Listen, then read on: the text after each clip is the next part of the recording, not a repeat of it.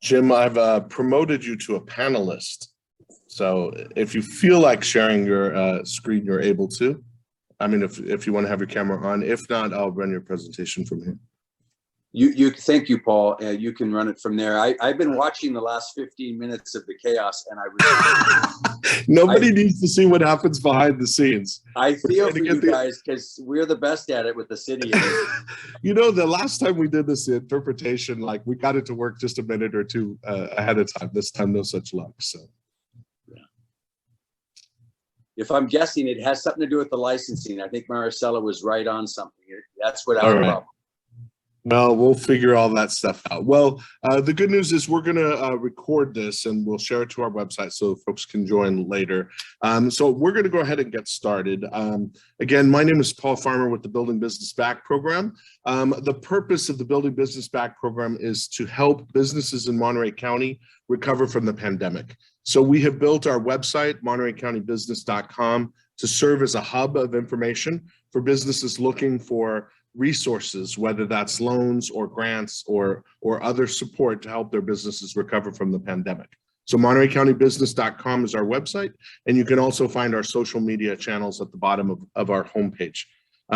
We will be conducting a series of workshops throughout the year to assist our businesses within Monterey County with information. And one of those is for people to understand how money is being invested from the American Recovery Plan within our communities.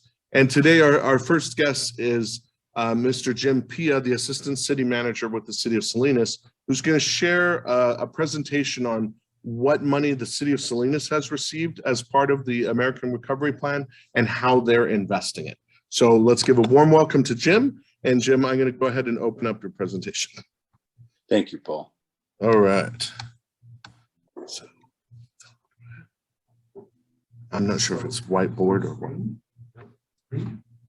So share. Okay. Are we good now?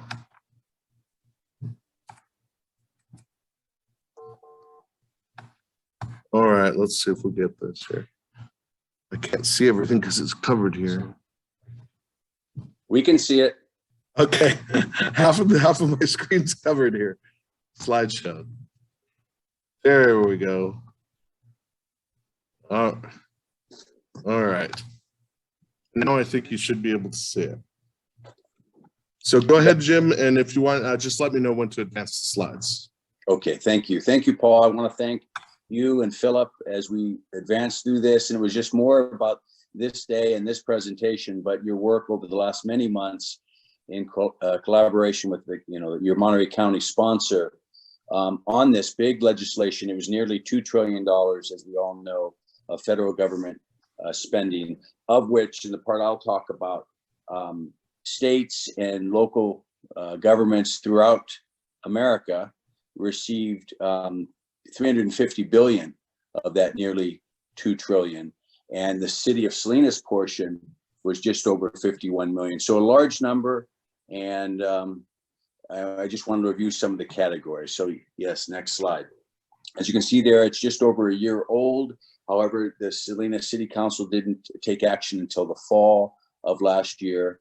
It had some eligible uses relating to COVID-19, and they had specifics of what you could or couldn't do. Of course, politics comes into some of this, but they talked about public facilities or infrastructure or Wi-Fi. You can advance, Paul.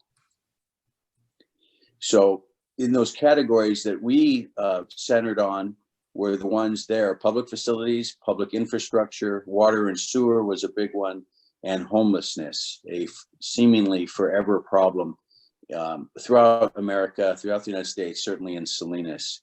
And so we, when working with the city manager and all departments, we spent months working on something that we felt would be worthy of the expenditure. We did note oftentimes it was things that not necessarily were COVID per se related, but some of the expenditures were exasperations of problems due to COVID. But some of them were our inherent problems that built up over time, particularly with facilities and infrastructure. And so I'm just going to go through some of the list here on public facilities. And you guys can see the screen. The City Hall, obviously now everywhere, people are reconsidering how they're circulating air due to COVID in all buildings, public and private buildings. And so we have a need to update that, but we also had a need, as we do that, for City Hall to put a new roof on and some just normal abatement of environmental challenges. And so we decided in Salinas to identify these types of possibilities and set this up for council. And we also put some money to the Hebron Family Center. The state was gracious enough to give us $8 million for the Hebron Family Center. The building is not occupied now, but we're going to start a project this year to put a whole new building there. We want to fix fire stations and recreational facilities. Again, some of that same circulation issues, HVAC issues, parks, $2 million for parks and fixing playground apparatus or social gathering, barbecue pits, those types of things. And one of the things the council did was they said, and Salinas, by the way, led the way in terms of percentages for COVID in Monterey County. And so they directed, and you'll see that there in the 93905 and 93906, where a lot of the incident rates were, that we identify those areas. And so we have sidewalk repairs coming now, moving from public facilities to public infrastructure, $6 million in sidewalk repairs, the same for street repairs and traffic safety. So for a total in that category of $12 million. Next slide. Oh, sorry about that. No. There we go. So investments in sewer and water, really the largest category here, because we do have a need to update our sewer system. A lot of folks don't, you count on these certain systems and they're not as juicy as other things, but they've got to be maintained. They've got to be repaired. And so we certainly see that need, and we'll be putting money to work there. Same with Gavilan, the silt removal in our creeks, a master plan for water generally. We're going to irrigate I talked about parks earlier. We're going to, we have decades old sprinkler systems and irrigation systems that we are going to fix with the ARPA funds, stormwater infrastructure as well. So that's the largest category of Salinas' area at over 15 million. And then the homeless and housing category, it includes everything from the share center operation, where we house 100 people or so working with the county, Chinatown Navigation Center, where we house some in Chinatown as well. The Downtown Streets team, if folks don't know what that is, they work throughout Salinas now and work with our homeless population or unsheltered population as needs arise, or if they're encroaching on areas where they shouldn't be. And I say shouldn't be, we would like none of them to be on our public spaces, but this is a big society problem, and we're just going to have to deal with it locally. We have a Salinas Motel program, and that, by the way, that $3 million came before then. The state of California provided us with some funds to acquire a couple of hotels. And so we're really putting a lot of money to the unsheltered in the housing area. And affordable housing, it seems like a large number, and we've all seen what housing has done, particularly in the last 2 years. It's also a very difficult problem. And so we're working to identify how best to spend that $7 million for affordable housing. Some of the challenges, we're only in 22, but this money, this nearly $2 trillion, and for us 51 plus million, we have a deadline. We have to spend it by 2026, the end of the year. Could there be an extension? Maybe. We can't count on that. But we also have to, in these projects, we have federal parameters that come with this money. We, for example, in government, they often say, well, run things like a business. And words to Paul's ears, I suspect, but it's very difficult. We have prevailing rates that we have to deal with. We have union issues, and a lot of the private sector doesn't deal with that. And those are good challenges for society. And we'd like to work through our issues with our unions. There's also environmental restrictions and the CEQA process. And so and I refer to this for the deadline, we have to make sure that our departments are still looking at prevailing rates when they go out for all those projects you just saw, that we are maintaining the federal standards for that. I wish we didn't have some of these. We can get things done, a little quicker, but we certainly recognize that this was money that benefits all of our residents in a number of ways, and we have to go with the Treasury Department guidelines.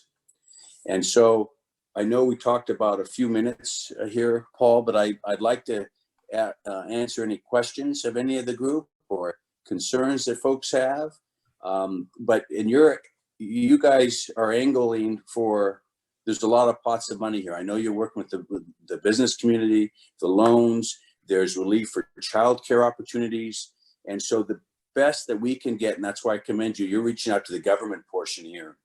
There's rental relief. There are so many buckets of ARPA that I think it's very helpful that we get the word out. And so when you started the website a few months ago, I think that's going to help. But we just have to stay on it. All the county, the whole county, all the cities, to get the word out, because we can only do our part in government, in business, what you do. But there are opportunities out there for folks. And so that's kind of our picture of the 51 million. That council took. We didn't have that grand project, if you will, but we found a number of ways that we could benefit our residents. And so with that, Paul, I open it up to any questions. Okay, thank you, Jim. Any questions from the audience, you can type into the chat box and I will happily read them. And a reminder, if anybody comes on in Spanish, that we do have an interpreter, and si necesitan interpretación, nos pueden mandar un mensaje y le atenderemos. Sí, buenos días. Marisela Quesada, queremos asegurarnos que si hay alguien en este foro que necesite la información en español, por favor, comuníquese con nosotros, ponga su nombre y su información de contacto para poder hacer un seguimiento después de esta presentación. Gracias. Thank you for that, Marisela. Any questions from anybody? Okay. We don't see any, so Jim, we'll say you're off the hook. We appreciate your service with the city and sharing with us how you'll be spending investing the money from the ARPA plan. At a future workshop from the Building Business Back program, we will help people understand the process by which businesses can find out any opportunities that they may have if they're in construction or other areas where the city will be spending money. We'll talk about the process to get on the vendorization list, the vendor list for the city and the county, and how to identify the RFPs so you can see if they might be eligible for your business. Very, very good. All right, with that, Jim, we're good with you. I'm going to make you a co-host, Chris. Okay. So that should allow you to be able to share your screen now. Okay.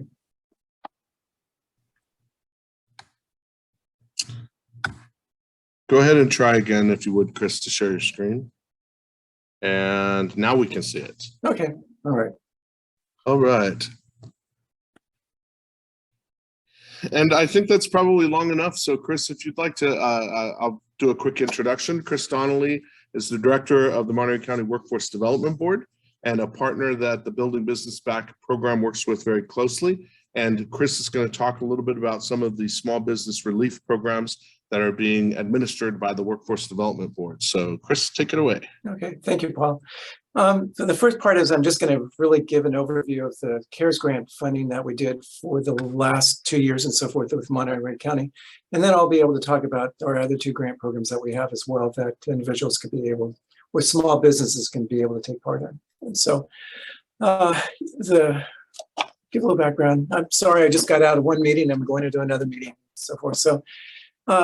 So what we received from the County Board of Supervisors in October 2020 was close to $3 million, or a little over $3 million, to be able to support small businesses in Monterey County during the pandemic. And this is really to help them in terms of the economic conditions. And we looked at primary support up to $10,000 to grants to small businesses. You know, to be eligible for the business, you had to be owned, operated, and headquartered in Monterey County. You had to have less than 50 employees. They for profit. We did not provide funding to nonprofits and so forth. And we really looked at how you were negatively impacted by COVID-19 pandemic and so forth. And so we looked at our priority of businesses were pretty much in the unincorporated area of Monterey County, in industries that are disproportionately impacted by COVID. And that was hospitality, tourism, retail and so forth were those businesses that we looked at. And most of the businesses that we funded were actually small businesses in Monterey County. And some of the eligible expenses that we looked at covering the cost on were payroll expenses, our rent, lease expenses, personal protection equipment, other equipment or supplies needed to continue operating safely in regards to the businesses. And what we did is that when we looked at paying requirements, we made full reimbursements and expenses that included any type of documentation, including proof payments and so forth. So we try to make it as easy as possible for a small business to apply for the grant, to be able to receive the funding and be able to get that money out as quickly as possible to them. And the round ones, we had 3 rounds of funding, and we had allocations for the first round about $1,346,000. Again, we were looking at small businesses under 50 that were negatively impacted. We did round 2 in February 21 with $800,000. Again, eligible employees, what we made a little bit easier was 2 to 50, and had no prior grant recipients. And also, again, hospitality and tourism were the areas that we really looked at focusing on again. And we had our third and final round of $900,000. Again, we were looking at employees with 50 or less, but also what we were able to do is be able to fund some of those businesses that were in round 1 and 2 for additional round of funding. And again, we looked at hospitality, but we also looked at entertainment and leisure as some of those areas that we would really focus in on and so forth. How we did a lot of the outreach, we did a lot of support in person, door-to-door businesses. We did super flyers to the chambers, community organizations, Monterey County Business Council. We did pop-up events at libraries. We actually dedicated our own webpage. We did a lot of information out in the community with webinars, with a lot of guidance, a lot of social media we ought to reach to. And also, again, I think the key point is all of our partners. Again, SBDC, Monterey County Business Council, the chambers, we're all instrumental in regards to getting this information out to small businesses throughout Monterey County. And it was very effective in regards to that. What we looked at, we had 409 grant applications that were submitted by 355 businesses, which 325 were eligible. And we awarded 341 grants to 290 businesses. And if you look at it, since we're within a county department and we're receiving funding by the county, what we did was broke them down by each of the districts. And if you look at District 1, was probably the primary most that we received funding from that Salinas area. And then also quite a bit in District 5 was in Monterey area, and that was Supervisor District 5. And then we broke them down by each of the districts, the amount of funding that was supported. And so each of the districts we looked at, again, District 5 had the most applications. We awarded most of the money in District 5 to about $1.1 million, and then District 1, and then all the other districts were comparable in regards to it. But it was interesting, District 3, Supervisor Lopez's area, we had a lot of small businesses, and those small businesses were hair salons, taquerias and so forth that really were in need of a lot of that in childcare sites as well. So those were some of the businesses that we really looked at impacting. I broke it down by the industries that we looked at. Again, hospitality and tourism were the largest to receive funding. And then we looked at other services, and then retail were the top three that we looked at in terms of the amount of funding and the number of applications that we received. And then when we looked at by the size of employees count, one employee, again, 56, but 2 to 10 employees were the hotspots in regards to looking at the number of businesses that we have. And there's over 19,000 businesses in Monterey County, and we really looked at how we could focus in on that. And most of those businesses are small businesses. And we really looked at those businesses from 2 to 10 were the ones that we really saw that needed the impact, were impacted mostly with COVID and so forth. Then you can look at the other businesses, and we didn't see any businesses for 41 to 50 employees in regards to that. And then demographics, 84% were located in incorporated areas, and we're only 14% of them incorporated areas. And then 182, or 51% were women-owned businesses, 59% were minority-owned, and then 18% were veterans. And then we also tracked if they received any other type of financial assistance. And we noticed that while 99% of them were 28% received none, while 72% received some COVID relief in regards to the CARES Act funds or any of the other grants and so forth. And then we did a follow-up survey, but what was interesting is that, and I think this is important for, Paul, in terms of, what you're doing with your grants and so forth, where you're really looking at when the respondents, a lot of them needed financial assistance and new employee recruitments, effective business strategies, health and safety guidelines, human resource support, and employee training were the top areas that we look at. So a lot of businesses are still looking at really the effects of COVID-19 in regards to hiring people, looking at how they can help with business strategies and so forth, and looking at employee recruitment and training and so forth. So those are the areas. We also have right now currently, and I didn't do a slide, but we also have a grant that we have from the Small Business Advocate from the state of California, where we're providing micro grants of 5 employees or less, $2,500. And this is for those individuals and small businesses that did not receive any financial support from the state of California from any of the small business grants as a COVID relief. 5 or less employees. 2019, they had to make $50,000 or less. And then those are really the only criteria that we're looking at. So right now we have 180, we have enough for 180 businesses that we can fund. We received over 60 applications right now. So we really need to look at how we can get the word out to more small businesses in terms of especially micro businesses that we do have funding. So we have close to $300,000 or more that is still available to those small businesses in Monterey County that are micro businesses and that need support and so forth. And the application process is very easy. You can go onto our website, and our website has the information, the application. Staff is here to be able to assist you as well in terms of applying for those applications. So, anything else that you'd like, So, any questions that?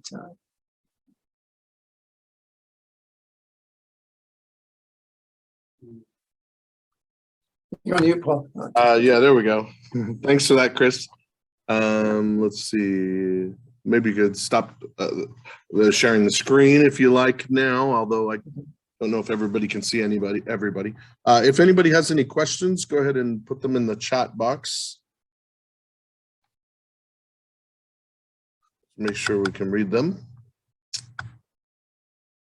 All right, seeing none, thank you for that, Chris. That's very useful information and for the work that the Workforce Development Board is doing. That certainly does help inform us as well with what we're doing. And we'll continue to help support you in identifying more of those micro businesses so they can get apply for those funds. So I think that will be it for today. I just want to give you a preview into what's coming up for the Building Business Program. I mentioned earlier that we're going to have our next workshop will be on June 22nd. It's getting certified as a diverse supplier. So that means if you're a woman-owned business, LGBTQ+, disabled veteran-owned business, or minority-owned, We will have a speaker from the state of California who will explain the process that you go through, some of the benefits of being certified. And that will be on June 22nd at 11 a.m. So watch our MontereyCountyBusiness.com website where you can register for that. And then in addition to that, we are continuing to work on the employment retention tax credit, which was the driving force of our first workshop. We are working on a plan for direct outreach to businesses to make sure that they're aware of this tax credit. And we have identified resources that can help businesses that are large or small in being able to apply for that tax credit. So that will be one of our most important purposes for this year, is making sure that people know about that tax credit and that we're helping them get any dollars to which they're entitled. So that's what we're working on for now. I want to thank everybody for joining us today, and our speakers, Jim Pia from the city of Salinas and Chris Donnelly with the Workforce Development Board. And we want to thank the Workforce Development Board for offering their site in person here in Salinas as well. And with that, we'll go ahead and also to our interpreter, Maricela. Thank you for your